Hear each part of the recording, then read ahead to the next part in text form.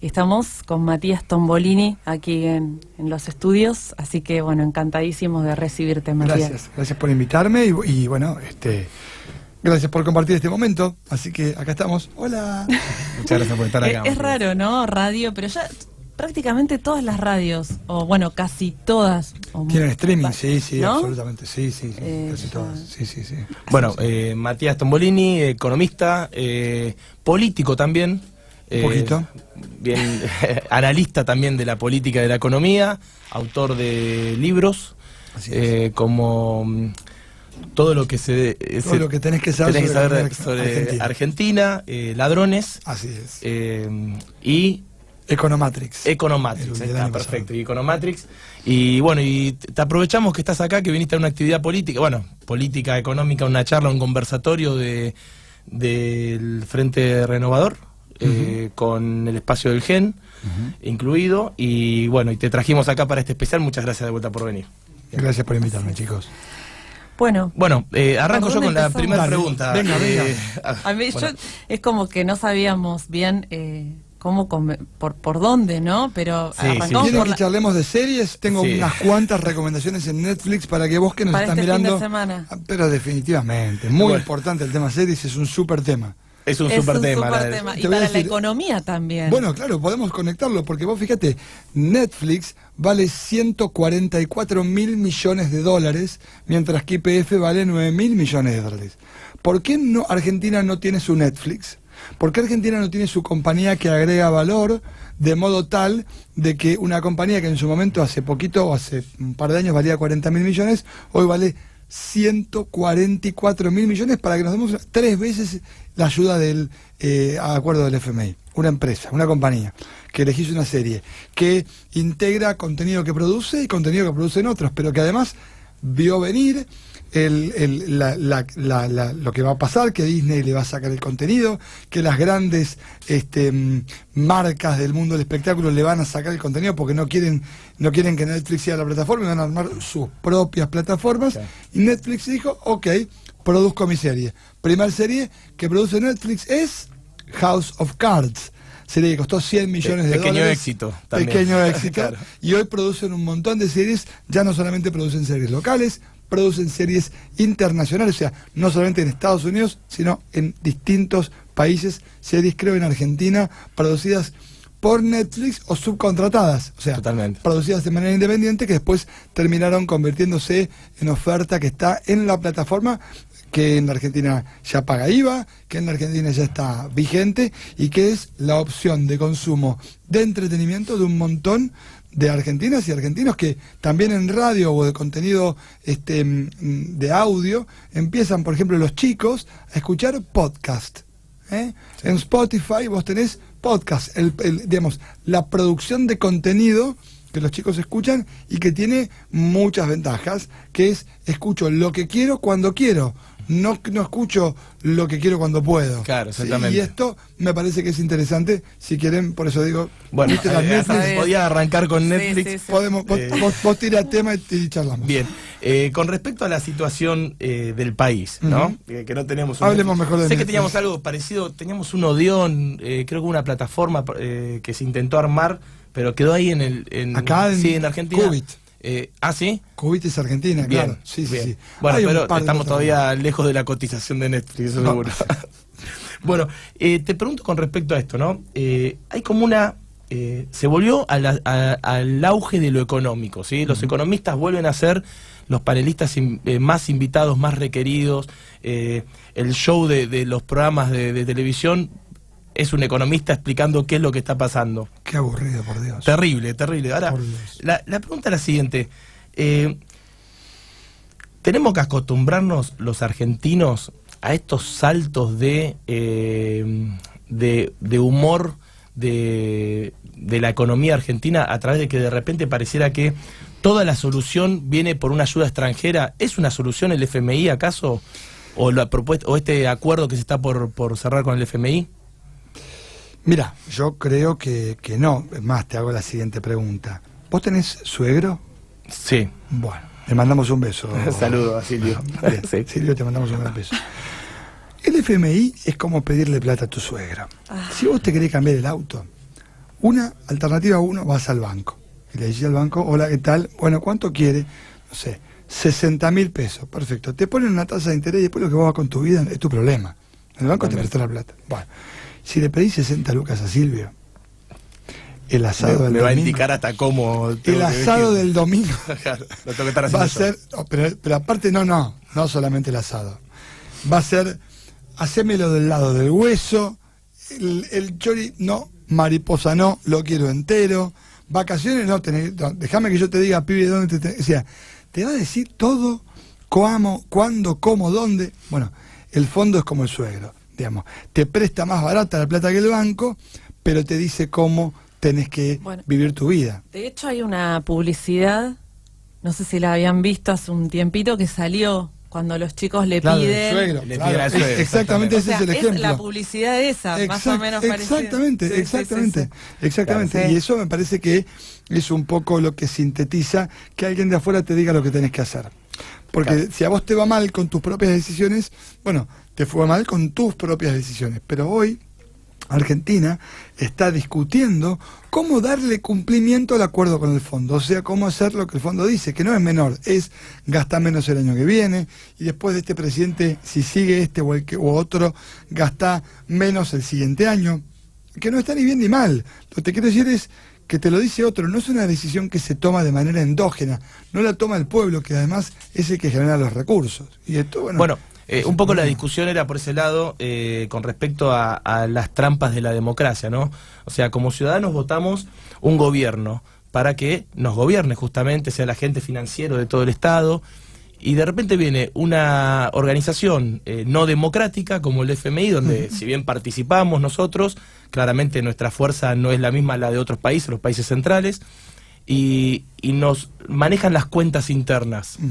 Hay una falla total ahí, claramente. Bueno, la falla no es del fondo, la falla es de quien acude al fondo. El fondo está ahí, y si vos querés te preste, te dice, mirá, la tasa es baja, las condiciones son estas. Justamente el fondo termina siendo, de algún modo, no un elemento de dominación de las potencias centrales de manera directa, sino que lo ocurre es que esto pasa de manera indirecta. Y bueno, y esto es un poco lo que decíamos del suegro. En definitiva, el fondo termina acotando el margen de maniobra en términos de la autodeterminación de tu propia política macroeconómica.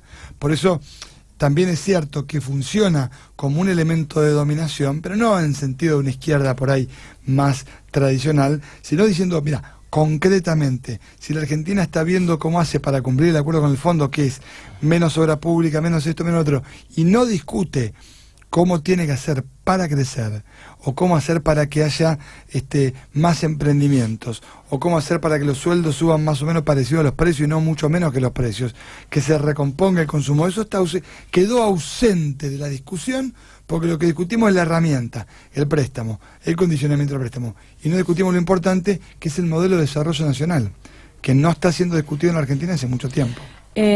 Ayer se empezó a hablar de qué pasa en el 2019 si el gobierno es otro. ¿Qué recibe de este acuerdo? ¿Cómo se maneja o cómo se manejaría? No sé si es atinado preguntártelo a vos, porque tampoco sabemos si efectivamente va a ganar la oposición o no. Pero, ¿qué pasaría? Bueno, mirá, lo que está claro es que, así como al gobierno anterior, y con razón en algunos términos, dijeron, dejó la bomba de tiempo.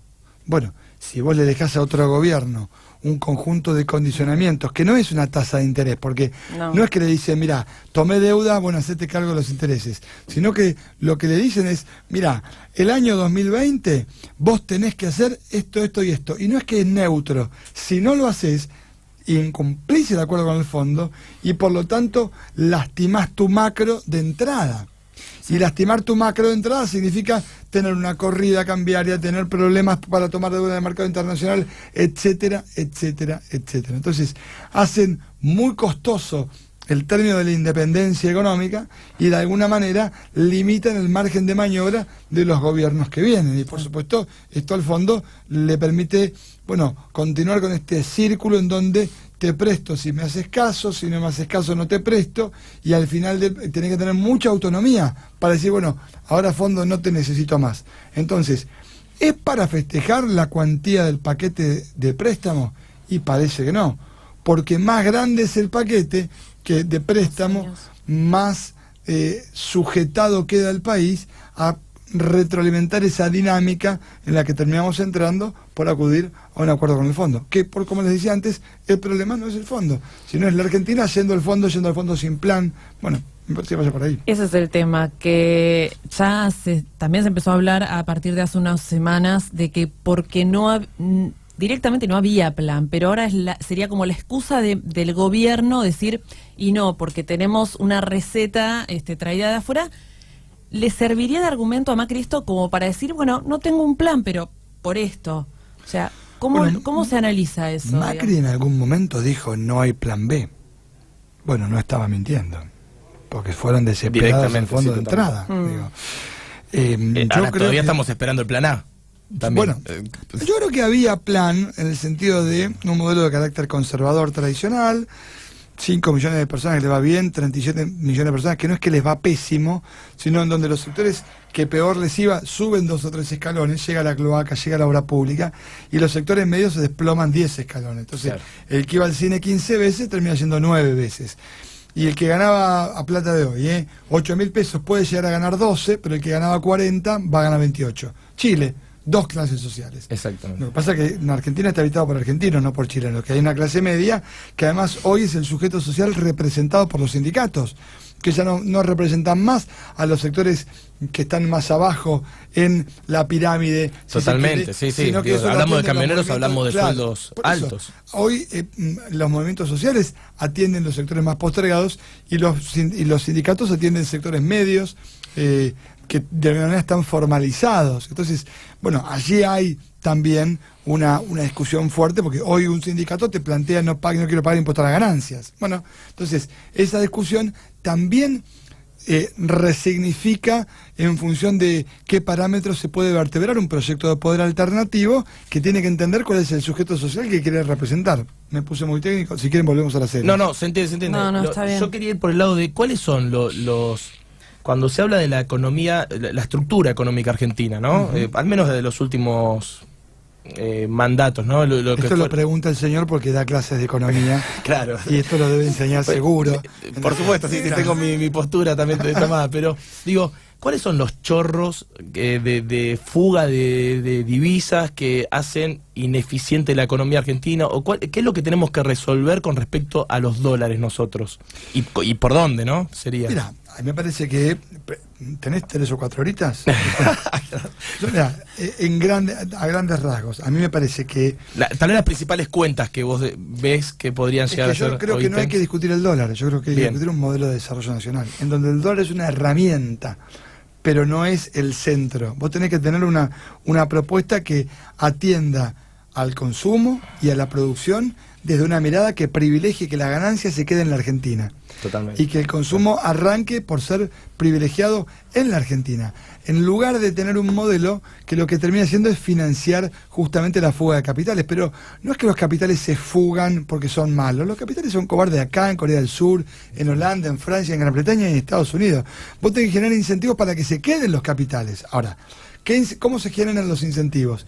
Con estabilidad de las normas, sí, más o menos. En realidad se genera cuando vos tenés una moneda en el bolsillo y si salís de acá de las radios te vas a tomar una birrita y después te compras una camisa nueva la semana que viene y con tu pareja vas a la carnicería y clavás, aparte de roast beef, te compras una bola de lomo. Bueno, cuando hay un poco de plata en la calle, porque lo que se privilegia es el consumo nacional, aparece la renta nacional, que hoy está ausente de la ecuación. Claro. Entonces, la inversión claro que tiene que venir. Ahora, ¿cuándo va a venir? Bueno, cuando vos encuentres que viene un tipo de afuera y pone una cadena de heladerías con capitales extranjeros, es decir, lo que viene es a hacerle back, o lo que viene es a hacer PPP, que está muy bien, pero tiene la renta garantizada, o a grandes proyectos como Vaca Muerta, lo que ves es que la inversión de riesgo no llega porque no hay mercado interno. Bueno, yo veía eso porque decían, los inversores festejan, ¿no? O sea, el acuerdo, los inversores festejan. Y claro, ¿cómo no? El Merval sube, y esto es, ya lo vimos, digamos, es figurita repetida, el blindaje, el megacanje, y entrarse en una escalera permanente, una espiral. Bueno, acá, ahí es donde el gobierno tiene, habiendo, digamos, terminado su proceso no de enamoramiento de los primeros 100 días, sino este contrato que tenía el gobierno firmado con la sociedad, en donde se había quedado con el activo del futuro. ¿Qué es esto? La esperanza de que no importa que hoy estemos mal, en el futuro vamos a estar mejor. El famoso segundo semestre. La cultura del segundo semestre. Bueno, tranquilos, que con esfuerzo, todos juntos, no hagamos el camino corto, sí se puede. Ok, todo eso construyó una cultura que es, bueno, si nos esforzamos hoy... Esfuerzo ahora para después. Ahora, le dejaron de creer. Sí. O sea, mayoritariamente esa idea de esa promesa de que mañana vamos a estar bien se termina desvaneciendo. ¿Por qué? Primero, porque los resultados no llegan. Y segundo, porque no hay en el presente ninguna señal que permita pensar o incentivarte a que mañana vas a estar mejor. Y entonces, este capital político que el gobierno tenía se empieza a, disolver. Y entonces llega el momento de que, por un lado, ojalá que el gobierno reconstruya su capital político. Yo no quiero que le vaya pésimo al gobierno. Yo discuto fundamentos con el gobierno. No me gusta un modelo conservador. No me gusta para dónde va el barco. No quiero que el barco se hunda, ni que naufrague, ni que le entre agua. Nosotros, pero, por supuesto, yo quiero discutir con el pueblo un modelo que privilegie lo colectivo por sobre la exaltación del individualismo, que vuelva a tener en el centro de la construcción colectiva el valor de los clubes de barrio, el volver a jugar la pelota en la plaza, que le permita construir a los jóvenes un futuro que no esté necesariamente ligado a la recompensa inmediata del like en las redes sociales. Bueno, pero que esa discusión, que es muy de fondo, es una discusión que se puede vertebrar una vez que existe un proyecto nacional que permite reconstruir la idea de propósito nacional. Y no importa si es de derecha o si es de izquierda, pero bueno, eso ahí hoy no existe. Se sabía, claro, pero se sabía que, no sé si Scioli, pero se sabía que un poco el tema de los clubes sociales, clubes de barrio, se sabía que con Macri no iba a pasar. Digo, hay cosas que ya se sabían de antemano. Ahora, lo que no se sabía mucho era el tema de la timba de la que tanto se habla. Parece que no sabíamos todos que iba a ser una especie son distintas caras de un modelo de gestión política que además tiene, digamos, yo no sé si se sabía. La verdad que me parece que cuando ganó en el 89 el Turco Menem, la verdad que no se sabía qué era lo que iba a hacer, que después hizo. Entonces, está claro que en la política argentina no... De hecho, yo creo que no estaba tan claro que quien votó al gobierno, los sectores medios, iban a encontrar un gobierno que iba a ajustar sobre los sectores medios. Es llamativo. Claro. Bueno, tenía la esperanza de que ajusten sobre... Bueno, es llamativo porque el gobierno planeros, anterior... Exacto, claro. El gobierno anterior, con el que yo comparto muy pocas cosas, creo que hizo cosas bien, y este gobierno también hizo cosas bien, ojo, Digo, yo podría defender hasta el pago de los fondos buitre, aún a riesgo de que discutamos un montón con eso. Digo, pero en este sentido, digo, el gobierno anterior ajustó menos los sectores medios y lo votaron mucho menos que este gobierno, que lo votan los sectores medios y ajusta sobre los sectores medios. Lo que pasa es que en algún momento esa distancia entre la carencia de resultados económicos y el apoyo de los sectores medios empieza a ser como el técnico de fútbol, como Bianchi cuando volvió a Boca por tercera vez. Tenía mucho apoyo de hinchada, pero ningún resultado. Bueno, en algún momento eso se termina y te empiezan a pedir, justamente resultados. Y ahí es donde aún por derecha no han llegado los resultados. O sea, porque vos podrías tener un modelo conservador y decir, ahora, por derecha, ¿por qué no llegaron los resultados? Y porque si vos tuviste una crisis de confianza del mercado, siendo un gobierno pro mercado y con funcionarios que vienen del mercado, algo muy mal hiciste en términos del mejor equipo de los últimos años. Bueno, si es el mejor equipo de los últimos 50 años, ¿cómo te va a llevar puesto el mercado? ¿Que te lleven puesto los sindicatos? ¿Qué sé yo?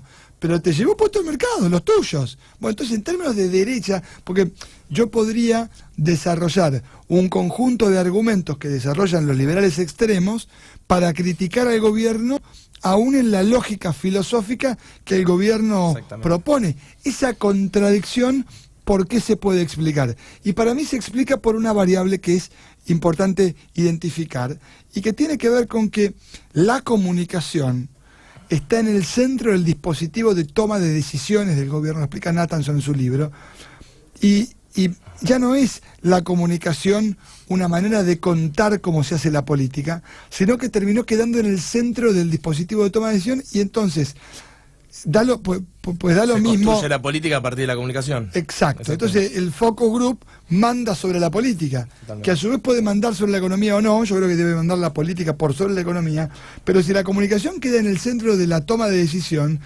hoy conviene ser progresista, mañana conviene ser liberal, bueno, da lo mismo. Y la construcción política, la construcción de consensos, es una tarea mucho más complicada que la manera de administrar intereses contrapuestos que supone una lectura por ahí naif de decir, bueno, demonicemos a la oposición, total garpa en las encuestas. No se puede construir un modelo de desarrollo nacional mirando encuestas, porque de lo que se trata es de ordenar el esfuerzo colectivo en una dirección determinada. Si querés, por derecha, te podría argumentar un montón, por derecha, pero para un lugar determinado. Cuando la comunicación queda en el centro, es un no lugar. Sí, termina siendo algo totalmente demagógico. Bueno, el tema de la comunicación, de lo económico y lo político, podríamos pensar en Martín Tetaz, que yo te quería preguntar, o sea, cuando surgió el nombre de él también, inclusive como un ministro, que después él lo desmintió, digo, me parece, hoy en Radio Mitre, digo, no cualquiera,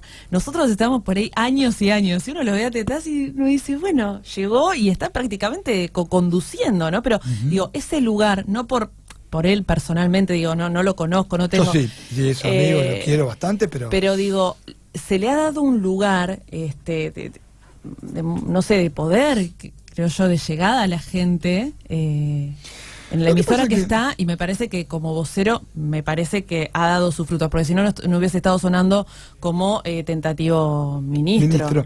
¿No? Yo, mira, no sé, yo le pregunté a él cuando apareció el rumor, y la verdad es que para mí fue un rumor, son globos de ensayo, porque la verdad que de reemplazo de ministro a superministro, algo ahí fue pescado podrido, digamos. Totalmente. ¿No? Claro. Sí me parece que Martín es un economista con el que yo comparto algunos criterios, otros no, yo no soy radical, y él lo es, claro. Y yo no simpatizo con Cambiemos, y él simpatiza bastante con Cambiemos. Ha tenido Martín en este sentido una mirada crítica de algunas cosas. Yo creo que ha sido intelectualmente bastante honesto en un montón de aspectos. Yo lo conocía previo, y es lo que siempre pensó así también un poco. Claro, por eso. Yo lo que creo, yo tengo una mirada en donde a mí me parece que hay una exaltación de la teoría que yo no necesariamente comparto. Yo creo que la teoría tiene que servir, tiene que ver cómo se amolda al pueblo, en lugar de tratar de ver cómo hace el pueblo para amoldarse a la teoría. Y esa diferencia es de carácter conceptual, es político. Claro. Y bueno, por eso también estamos en espacios políticos diferentes, ¿no? Te quería hacer justamente una pregunta por ese lado, ¿no? Hablaste de proyecto nacional, hablaste de discusión real del modelo de desarrollo, de hacia dónde quiere ir una nación, todos conceptos que están alejados de quienes conducen hoy el gobierno, pero sí se encuentran presentes en varios sectores de la oposición, en los cuales también te encontrás vos. ¿Cómo ves la posibilidad de unidad real, si es que existe una posibilidad de unidad? Si es va a ser solo electoral, es unidad de concepción, hay chances de encontrar un gobierno que sea lo más amplio posible, perdón, un gobierno no, un frente electoral que pueda enfrentar a este gobierno. ¿Cómo te encuentra la fuerza a la cual vos representás? Bueno, yo te cuento que en realidad yo tengo como referencia nacional a Sergio y también a Margarita, digamos. Nosotros en la ciudad fundamos un partido político hace 6 semanas, se llama Avancemos, por el progreso social. De modo que, bueno, tenemos la idea tiene que ver, y te cuento lo del partido por lo siguiente. Yo vengo de dar clases en la facultad y también de los medios de comunicación.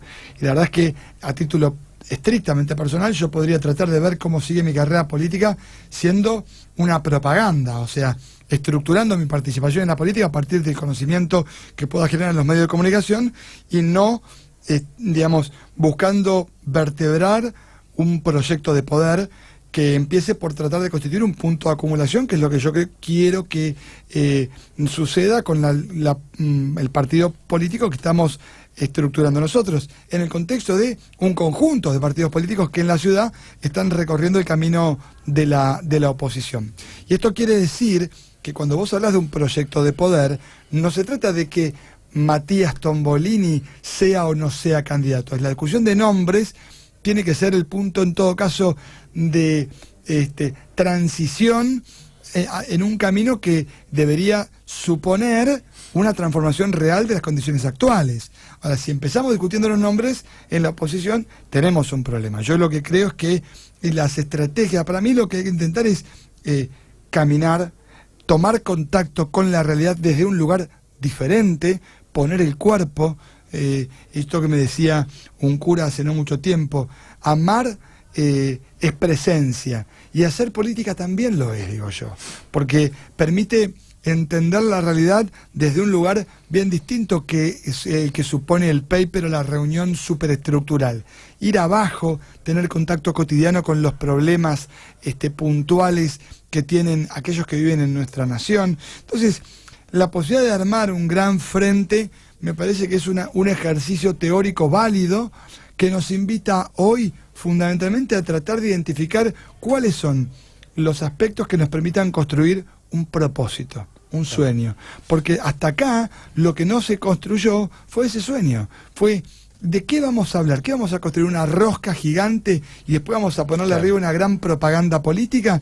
¿O vamos a construir un proyecto colectivo que tenga algo de verdad para decir al pueblo y que en función de eso, bueno, vaya a buscar o no ser convalidado en las urnas? Y luego va a aparecer la discusión de los nombres. Totalmente. Pero para mí tiene que empezar por ahí.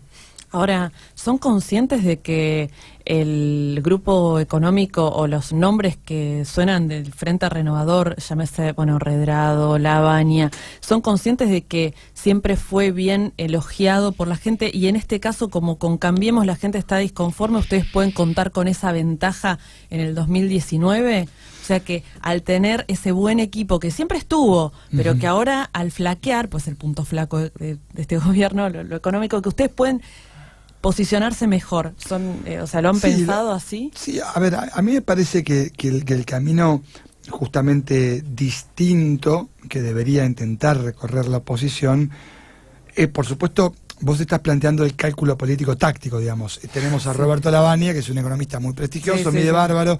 Tenemos a Martín Redrado, que digo, gente que ya pasó por la función pública y se probó el traje y anduvo bien. Sí. Lo que pasa es que, digamos, va a ser muy difícil enamorar a la sociedad de un proyecto si solamente tenemos eso. Yo creo en la discusión de la agenda de la innovación, en el mundo del trabajo que viene, en tratar de entender cuáles son las problemáticas del sujeto social que queremos representar. Es decir, vertebrar un proyecto de poder que no arranque con ver cómo hacemos la mejor declaración de Roberto, de Martín o de Sergio o de Margarita, sino tener claro qué es lo que representamos, qué conjunto de ideas y de ideales representamos, sin un purismo infantilista de izquierda, pero con los valores claros que queremos que sean fundantes de la fuerza política, de este acuerdo que vos decís, bueno, ¿sobre qué valores? La política no discute valores hace 1000 años. Totalmente. Bueno, y para mí tiene que discutirlos, porque si no discute valores, el ejercicio posterior de la política es el ejercicio de una síntesis propagandística. Y a mí me parece que de lo que se trata es de tener valores claros, de estructurar un proyecto de desarrollo nacional que tenga mucho que ver con esos valores, y después viene la economía. Digamos, ordenando en ese sentido, la economía termina siendo una herramienta de la política que es, de alguna manera, lo que sintetiza el proceso de participación popular, que vos no votás un economista, vos votás un dirigente político. Es lo más sagrado, aparte, que bueno, es lo que hemos conseguido, que no tiene muchos años, tiene apenas 300, o menos, claro. Y que se supone que es lo que nos iguala. Bueno, y ahí hay discusiones por delante, ¿no? Yo tengo una preguntita como para ir cerrando. Dale. Y si me permitís, o si te permitís tal vez el juego que sería 10 de diciembre de 2019 y cambio de gobierno, y sos parte del grupo que accede al poder en el país, ¿no? por eso no te quise poner en una situación en qué lugar, cómo, pero digamos, estás en la discusión de, bueno, ¿qué vamos a hacer ahora? Yo me imagino después de 1 año y medio más de esto, porque considero que venimos a 300 kilómetros por hora sin cinturón de seguridad, sin airbag, o sea, tierra arrasada, hablando de pesadas herencias, ¿no? ¿Qué hace el gobierno? O sea, ese gobierno, ¿qué podría, cuál es el esbozo para decir, bueno, esta es una salida? Porque las condiciones son distintas, digamos. En el 2003 teníamos una soja alta a buen precio, tuvimos posibilidades del pago, bueno, de sacarnos de encima el FMI, hay algunas variables que se pudieron tocar. Hay variables que se pueden tocar así fuertes, no me digas volvernos todos comunistas y expropiar todos los campos de la pampa húmeda, pero digo, claro, ¿hay algunas que vos puedas pensar? Mira, a mí me parece que depende mucho.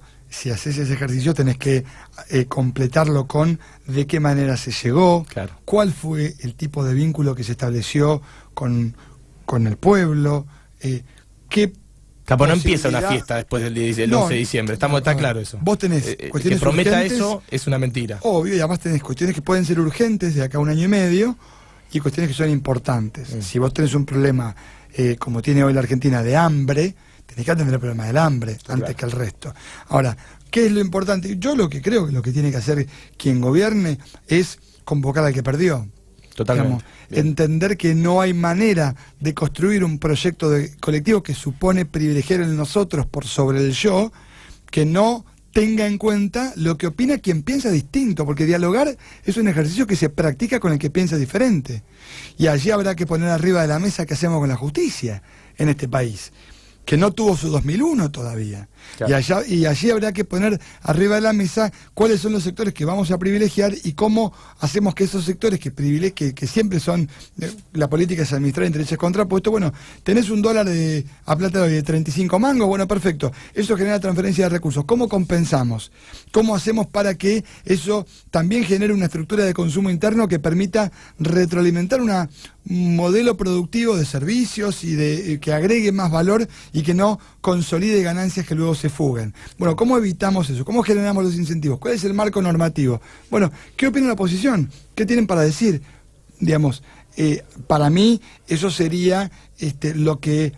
pero no es que es lo correcto, es lo que debería ser anticipado durante la campaña. Pasa que en la campaña, nosotros el año pasado decíamos, ¿cuál va a ser la reforma laboral, la tributaria y la previsional? Díganlo y discutámoslo en la campaña para que la gente vote. Bueno, porque terminan siendo elecciones de imágenes.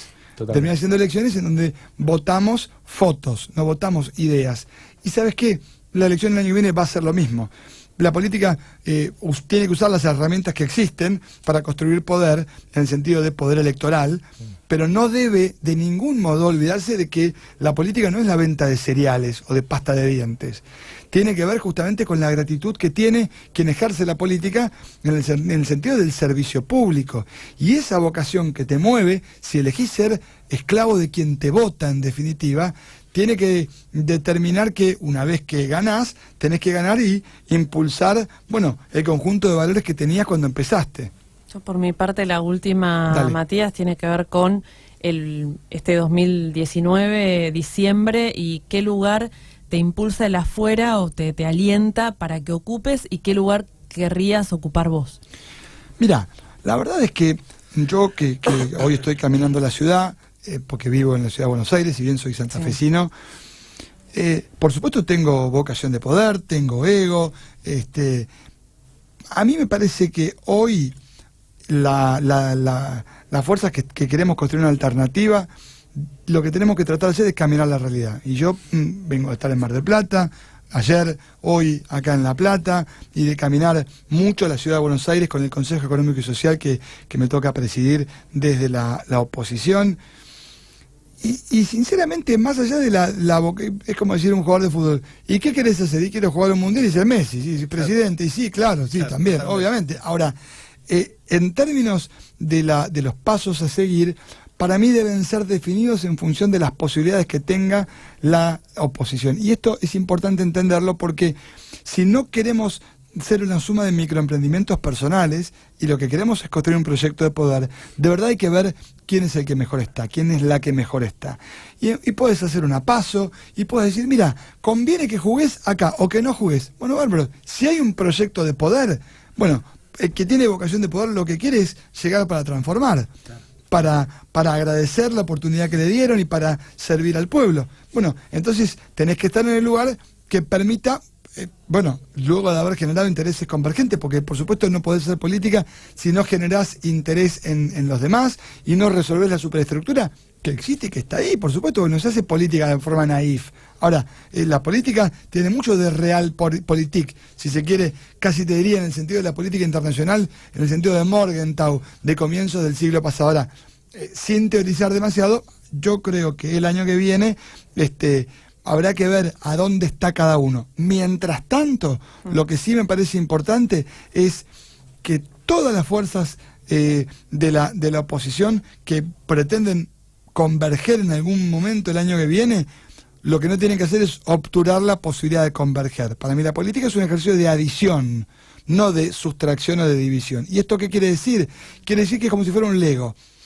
Yo creo que hay políticos que están cambiando la ciudad con los que me quiero encontrar el año que viene. Bueno, lo que no hago es generar condiciones que hagan imposible encontrarme, pero no imposible porque no me puedo sentar en un café y ponerme de acuerdo, sino imposible porque sería que ese político termina dándole la espalda a lo que le viene diciendo a la gente con la que viene hablando. Totalmente, las agresiones excesivas, totalmente. Y entender con quién te podés poner de acuerdo y quién es decir, no, mirá, estás mandando un frente con una persona que piensa completamente distinto. No, pero te preguntaba porque digo, por ahí te enfocaste a la ciudad de Buenos Aires y por ahí ahora decís que venís de Mar del Plata y por ahí tú ya abriste el juego por ahí para hacer algo por ahí más a enfocarte a la provincia y no a la ciudad. Digo, uno también va viendo, ¿no? No, por supuesto, pero en ese sentido, ya te digo, me parece que lo importante en lo que me toca a mí, y tal vez por esto también un poco de la comunicación pública, yo ahí, si bien estamos fundando Avancemos, lo cierto es que estoy integrado en un espacio de alternativa al gobierno nacional. Sí, nacional, de modo que si a mí me llaman de Catamarca voy, si me llaman de La Plata vengo, si me llaman de Mar del Plata voy, y en ese sentido tiene que ver también con el compromiso que yo tomé en términos políticos con este proyecto. Bueno, Matías, muchísimas gracias por estar acá en Red Politik. Gracias. Y gracias a vos que nos estás mirando en este momento. Exactamente, bueno, y gracias por seguirnos con estos especiales y para nosotros un placer, esperamos tenerte de vuelta. Matías Tombolini. Gracias.